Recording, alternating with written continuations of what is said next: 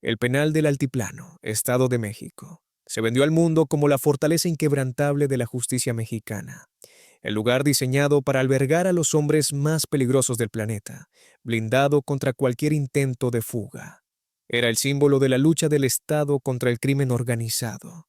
Y en 2014, su prisionero más valioso era Joaquín El Chapo Guzmán Loera, el capo más buscado y el narcotraficante más rico de la historia. La recaptura de El Chapo en Mazatlán había sido la mayor victoria del sexenio, una medalla que el gobierno mexicano ondeó con orgullo ante Washington. Pero en el mundo del crimen, los muros no son de concreto, sino de dinero. Y el oro de un cártel puede comprar la libertad, sin importar el grosor del cemento. El expediente de hoy no trata de la fuga de un criminal, sino de la implosión de un sistema. La noche del 11 de julio de 2015, lo impensable ocurrió.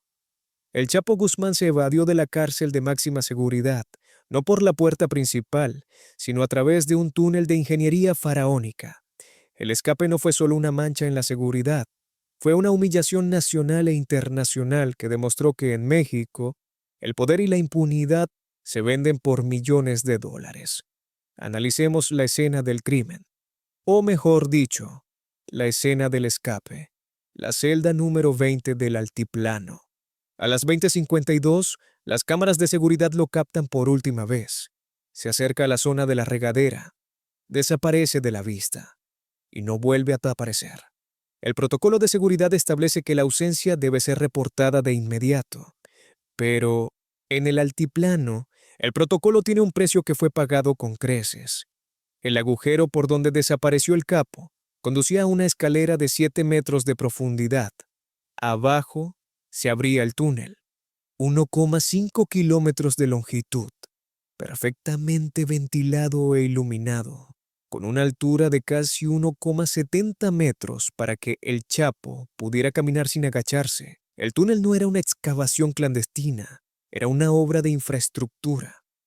¿Cómo se excava una obra de esa magnitud que produce toneladas de escombro justo debajo del penal más vigilado del país? La conclusión del expediente es simple y devastadora. La construcción de ese túnel no fue un secreto, fue un acuerdo. Durante al menos 17 meses, el ruido de la maquinaria pesada, la logística de la extracción de escombro y la energía eléctrica necesaria para la iluminación fueron ignorados por custodios, ingenieros y altos mandos. La fuga de El Chapo fue una operación de Estado financiada por el cártel. Los cronómetros del altiplano comenzaron a correr, pero de manera muy lenta. El Chapo desapareció a las 20:52. La alerta se dio recién a las 21:18, un margen de casi media hora. ¿Por qué la tardanza? Los custodios que declararon bajo juramento mintieron o recibieron la orden de mentir. Se argumentó que el protocolo prohibía la entrada inmediata en la celda, una excusa ridícula en un penal de máxima seguridad. El Chapo recorrió el túnel en una motocicleta adaptada sobre rieles, un vehículo hecho a la medida. Tardó menos de 15 minutos en llegar a la casa de obra negra que servía de fachada. Al salir, ya lo esperaba una avioneta.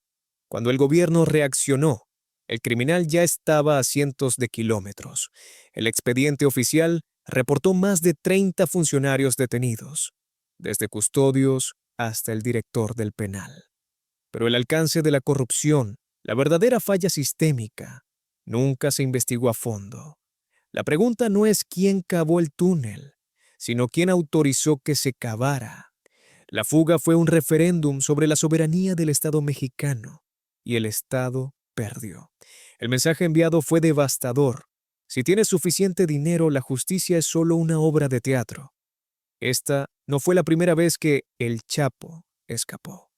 En 2001, su primera fuga del penal de Puente Grande fue una burla épica, supuestamente escondido en un carrito de lavandería. Pero la fuga de 2015 fue diferente. Fue más sofisticada, más costosa y, sobre todo, más documentada. Es la prueba irrefutable de que, en la lucha contra el crimen, los enemigos no están solo afuera, sino profundamente infiltrados en las estructuras de gobierno.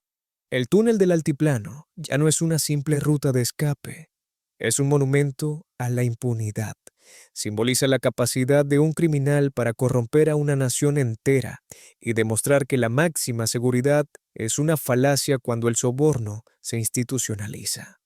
Las toneladas de escombro que debieron ser detectadas son el peso de la vergüenza nacional. El expediente del túnel no se cerró con su recaptura. Se cerró con la confirmación de que la soberanía de una nación se puede vender metro a metro por millones de dólares en efectivo. La próxima fuga será diferente, pero el costo de la corrupción, ese, ya lo pagamos todos. ¿Crees que la fuga del túnel fue posible solo con la corrupción de custodios de bajo nivel?